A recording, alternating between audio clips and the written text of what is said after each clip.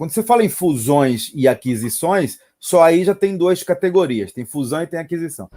Então, eu consigo comprar essa operação de você, trago para dentro da Nasajon e você, depois de 1 ou 2 anos de quarentena, que eu te dou para você estar ali por via das dúvidas, você vai velejar pelo mundo. A empresa não é um filho, não é um cachorrinho de estimação. A empresa é uma máquina de fazer riqueza.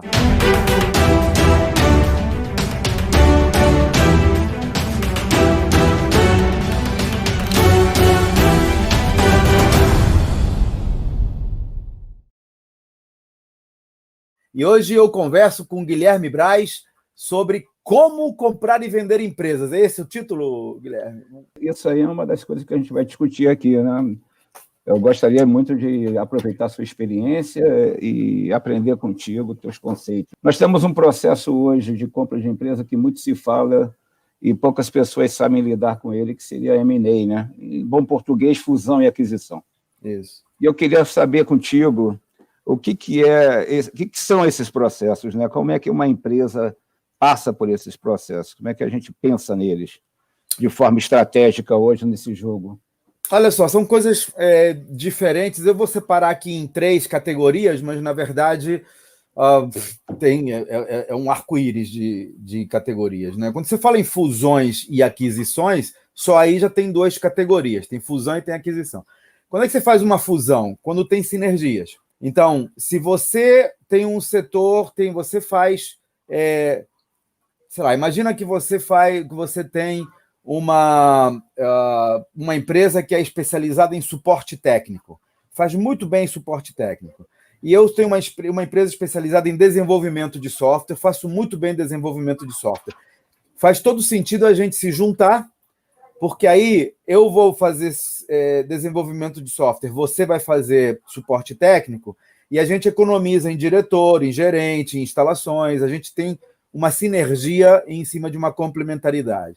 Outros possíveis cenários de fusões é quando eu atendo bem o Rio de Janeiro, você atende bem a São Paulo, mesmo produto, mesmo tipo de serviço, então a gente se funde e com isso a gente consegue atender aos 2 mercados com vantagens. Então, a ideia toda da fusão é você ter um ganho na junção. 2 mais 2 é mais do que 4. As fusões que acontecem são basicamente para ganhar em sinergia. Em vez de eu ter... nós termos 2 setores de marketing, passamos a ter um só. Em vez de termos 2 setores de finanças, passamos a ter um só. Então, ganhamos na sinergia. Aquisições é um outro bicho. Aquisição, você compra ou uma parte ou a empresa como um todo.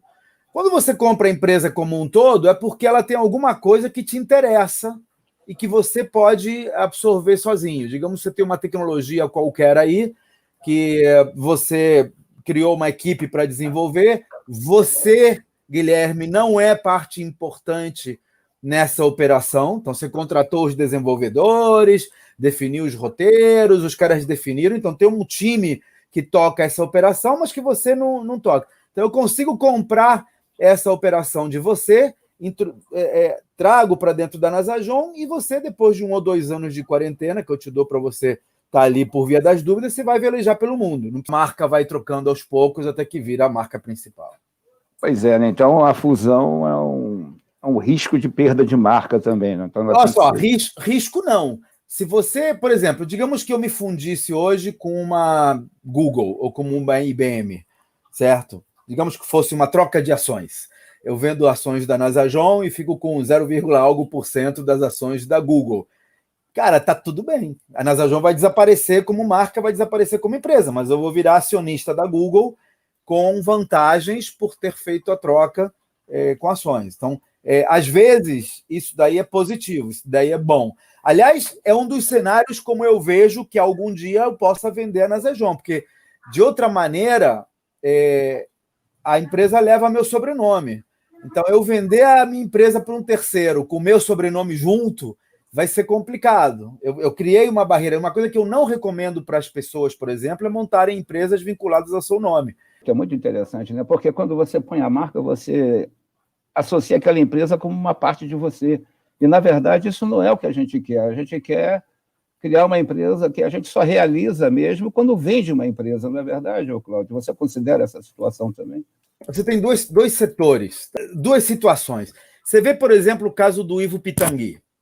Ele fez uma marca, ele criou uma clínica, ele construiu uma equipe, e mesmo antes dele morrer, antes dele falecer, ele já praticamente não fazia cirurgias, ele não botava a mão na massa, mas era a clínica do Pitangui. Então, ser um médico da equipe do Pitangui já virou uma grife por si própria. Então, é um caminho. Eu acho que a situação depende de como você se vê no futuro. Então, se você... nós, empreendedores, somos, de certa forma, somos meio narcisistas, né? Então, o nome da gente é legal, a gente vê, né? Eu sou o CEO. Mas, em termos de negócio, assim, eu acho que... Ontem eu estava conversando com o meu sócio, com o Sandro, no Empresa Vendável, ele falou um negócio, eu falei, Sandro, vou pegar essa para usar. E ele falava assim, que ele falava, a gente estava justamente falando dessa questão dos podcasts, né? Que você falou, vou te falar das perguntas que eu vou fazer, e eu te disse, não me faça as perguntas, não deixa rolar. E ele estava me dizendo exatamente isso, que eu tenho uma forma muito genuína de falar, porque eu falo das coisas que eu sei. Quando eu não sei, eu falo, não sei, né? E se em algum momento você me fizer uma pergunta que eu não sei, eu vou te falar, isso aí eu não sei, vamos por outro caminho. Porque ele falava que uma coisa que eu sei, e que eu falo com alguma propriedade, é que eu falo das empresas não como um filho, sabe? Empresa não é um filho, não é um cachorrinho de estimação. Empresa é uma máquina de fazer riqueza, de construir riqueza, não só para o sócio, mas para as comunidades ao redor. Quando eu falo em riqueza, eu não falo só em dinheiro, falo em desenvolvimento, falo em estabilidade econômica, falo em tudo que riqueza tem como adjetivo, né? As pessoas nas empresas têm que ser tratadas como peças de tabuleiro. Você tem que tratar com respeito, tem que tratar com carinho, tem que tratar com o que você quiser, mas não são filhos. Aqui somos todos uma grande família. Porra nenhuma! Você não demite o filho da família. Tem alguns até que demitem, né? Mas não é comum. E funcionário, e olha, eu me incluo. A empresa tem que poder me demitir. A empresa tem que poder demitir o dono. Porque o dono da empresa, para montar uma startup, ele não é o cara mais capacitado, de uma maneira geral, para levá-la de startup para madura, ou de madura para grande. Não é o mesmo skill. Se eu hoje fosse o presidente da minha empresa, a gente ia ter problemas, porque eu sou porra louca, eu sou de fazer as coisas por impulso, de testar laboratórios, e a minha empresa já é um transatlântico, não dá para eu chegar e dizer, amanhã muda. Pelo contrário, uma das grandes críticas que o meu time me faz é que eu fico mudando de um lado para outro. Claro, porque startup funciona assim. Sabe? Você tem uma motocicleta, você vai driblando no trânsito. Num navio, num transatlântico, não dá para você fazer isso. A empresa é uma engrenagem, é uma máquina de fazer riqueza. Para o sócio, para as famílias que funcionam nela, para os empregados e para as comunidades que ela atende. O empresário tem que tratar a empresa como uma máquina de fazer riqueza e não como um pet, não como um cachorrinho, um gato. Essa sua fala me trouxe aqui uma coisa que é meia fora do assunto principal, mas eu preciso perguntar. Você já sofreu a solidão do poder? Já, e por causa disso não sofro mais. Vou te contar um caso real. Nasajon Sistemas, eu fundei a Nasajon sozinho, mas rapidamente, logo no início, eu trouxe meu pai e meu irmão para trabalhar comigo. Eu trouxe meu pai trouxe meu irmão.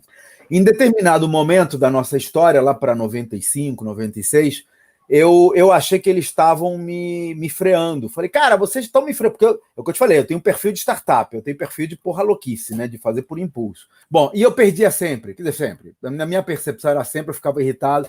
Chegou uma hora que eu falei, aqui não dá mais, vocês estão segurando o meu crescimento, eu posso crescer muito mais do que vocês e tal, não sei o quê. E nós se separamos. Então eu saí da Nasajon, montei a Seller, isso foi em 95.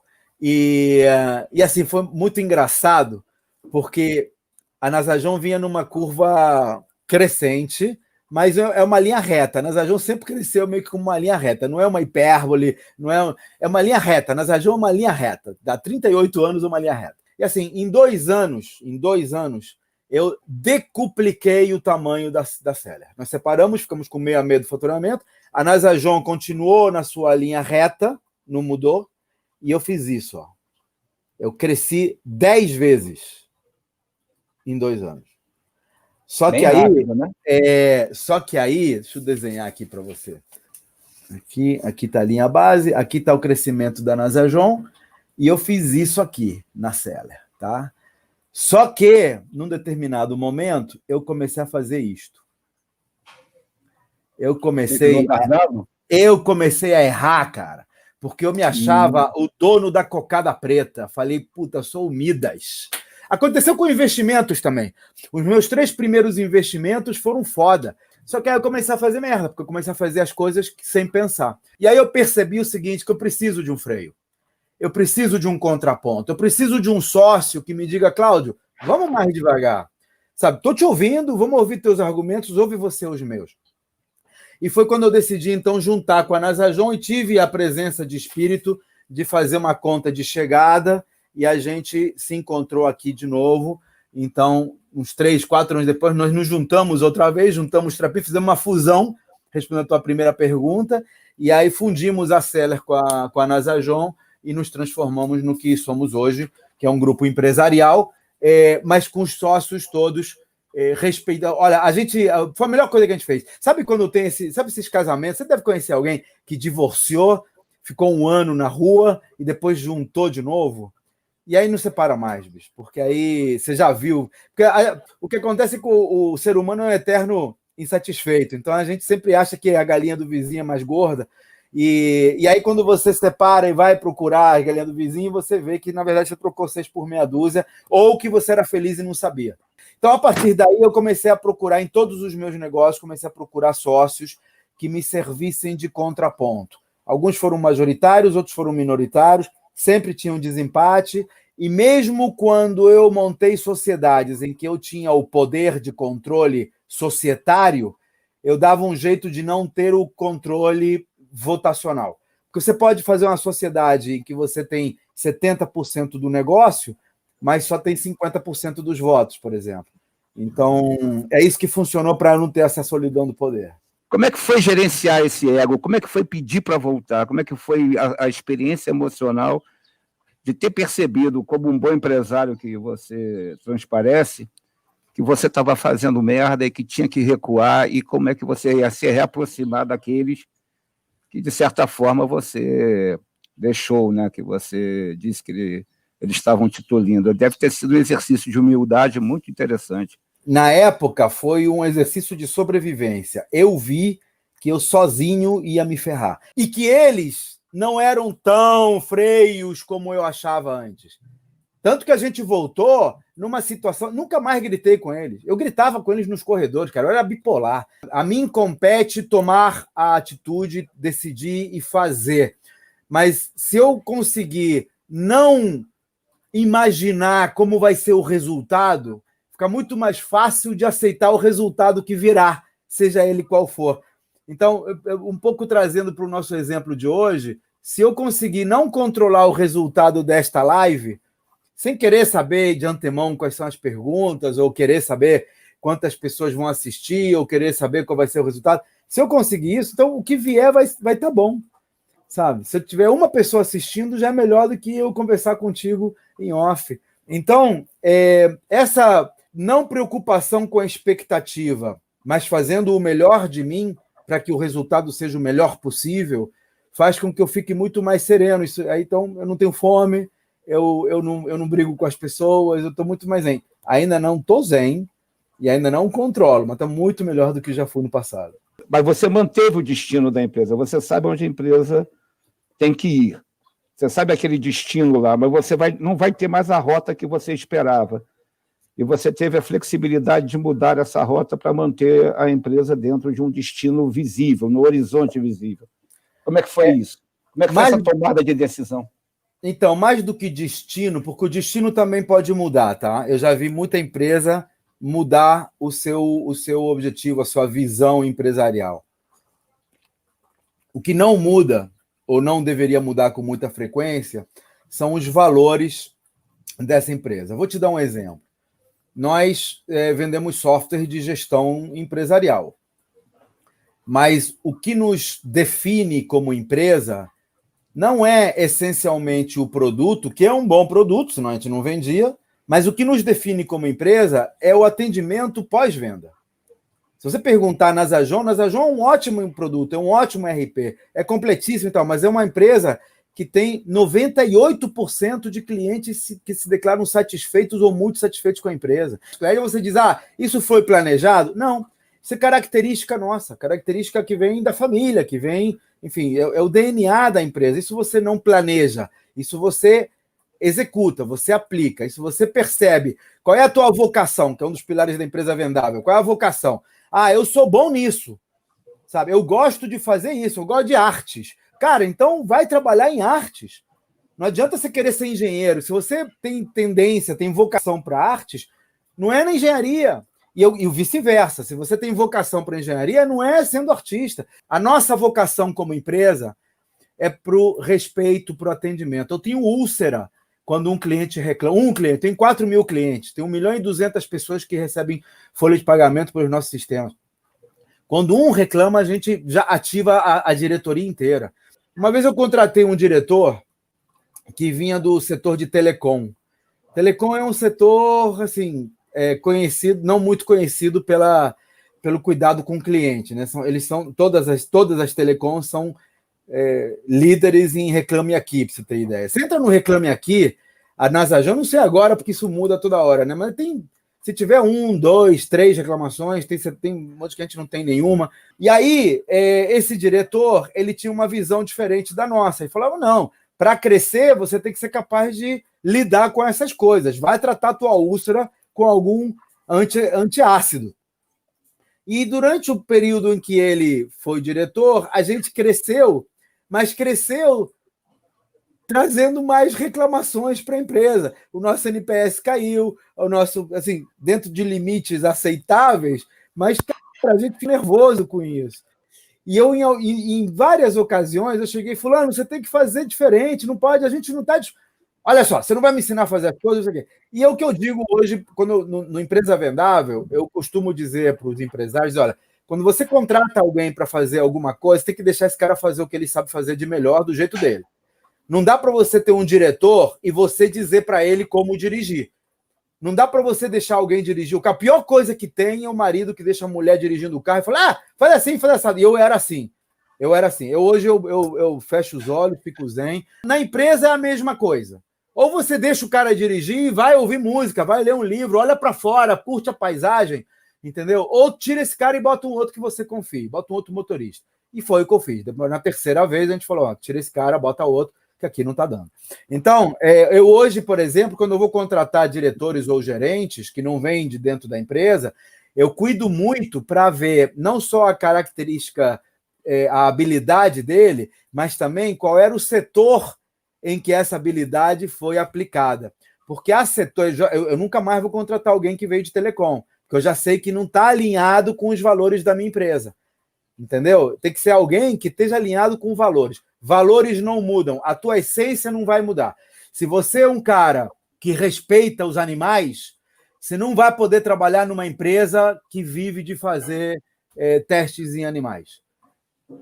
A tua essência não vai mudar. Então, a essência da empresa é ditada pelos valores, não é nem pelo destino e nem pelo veículo que ela usa. Isso aí pode mudar com o tempo, tem que mudar com o tempo, porque o mercado muda e as coisas mudam. Agora, os valores não. A essência das pessoas, das empresas, é a mesma.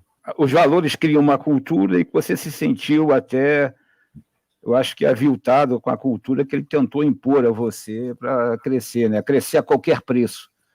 Que é o meu papel como dono da empresa. Tá? O meu papel como dono é contratar os diretores que estejam alinhados com a minha visão, não com a deles. Se quiser fazer diferente, vai montar a tua empresa. Aqui é a minha visão. Eu quero fazer desta forma. Sabe? É como você, usando ainda a analogia do motorista, eu defino onde eu quero ir e o caminho que eu quero tomar. Você dirige o carro, mas nós vamos pela orla e vamos para o centro. Você está entendendo? Porque quem define o destino e o caminho é o dono. Mas você tem que botar gente para dirigir o carro, senão você não faz outra coisa. Então você pode adorar dirigir, eu posso, que é o caso, né? Se você gosta de dirigir, você pode dirigir. Mas não esquece que você leva 1h30 para ir e voltar. Então, essa 1h30 que você está dirigindo, você não está fazendo mais nada. Então, chegou uma hora que eu comecei a dizer, não, eu preciso de alguém pilotando o carro para mim, que nessa 1h30 eu fico lendo, ou eu fico ouvindo podcast, ou eu fico telefonando e fazendo reuniões de negócio. Eu aproveito essa 1h30 de uma maneira muito mais legal do que dirigindo o carro. Essa é a dinâmica de uma empresa vendável. Você põe gente para dirigir o teu carro porque você tem coisa melhor para fazer naquele período. Você hoje está bem maduro, fala de empresa vendável, já passou por muito protagonismo e hoje está delegando muito das suas coisas e investindo, né? Como é que é esse processo hoje de adquirir confiança em delegar? Você delega de várias maneiras. Por exemplo, hoje eu estou nesse projeto Empresa Vendável e eu estou criando processos. Em alguns desses processos eu sou o protagonista. Esse próprio podcast é um exemplo disso. Em algum momento no futuro haverá outras pessoas no meu lugar aqui compartilhando os seus conhecimentos. Por exemplo, eu tenho um podcast que é o de CEO para CEO, em que eu entrevisto outros CEOs. No futuro, é possível que o entrevistador não seja eu. Então, o que eu estou fazendo nesse momento? Estou criando o processo. Eu estou criando o know-how. Eu estou aprendendo como é que faz para depois, então, poder delegar para alguém fazer.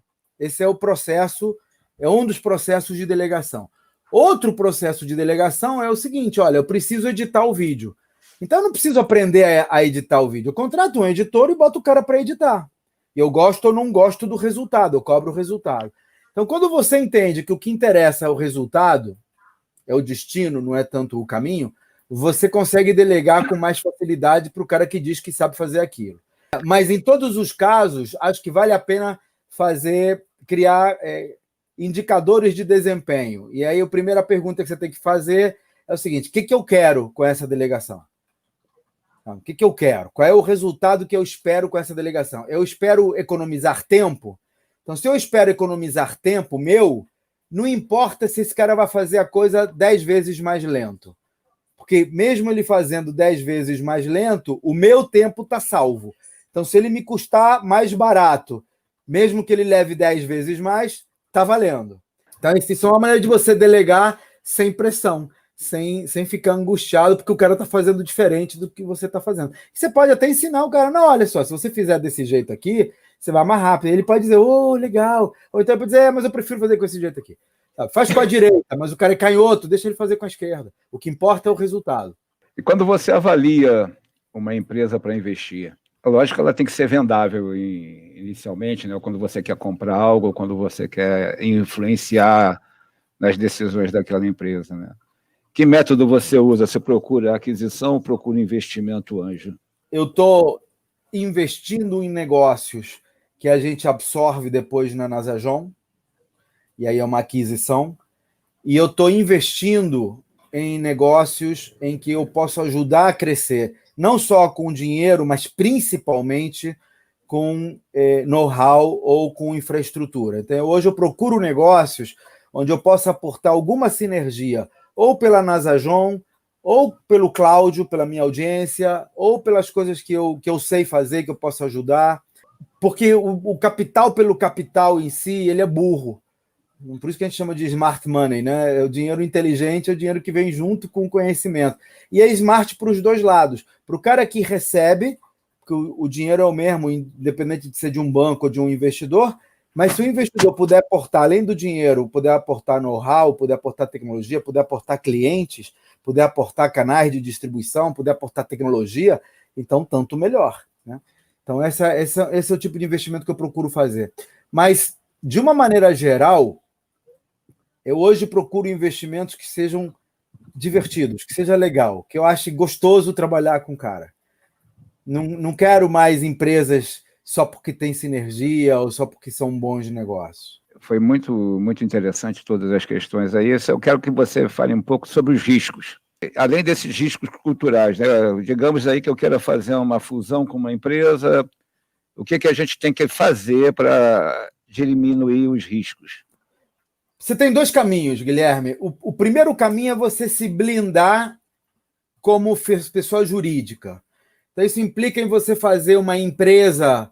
Hoje tem, por exemplo, tem estruturas empresariais que o cara monta uma holding em algum paraíso fiscal, monta uma empresa ligada a essa holding, por exemplo, em Delaware, e essa empresa de Delaware investe nas empresas do Brasil, e aí você tem todo um processo que os advogados especializados já conhecem, em que você blinda a tua pessoa física de eventuais passivos corporativos que haja nesse investimento. Você pode fazer isso pelo lado jurídico, você monta uma estrutura de investimento em que você não tenha responsabilidade jurídica, ou você faz a coisa em etapas. Por exemplo, a maioria dos riscos empresariais, ele prescreve com 5 anos. A grande maioria, não são todos, mas a grande maioria prescreve com 5 anos.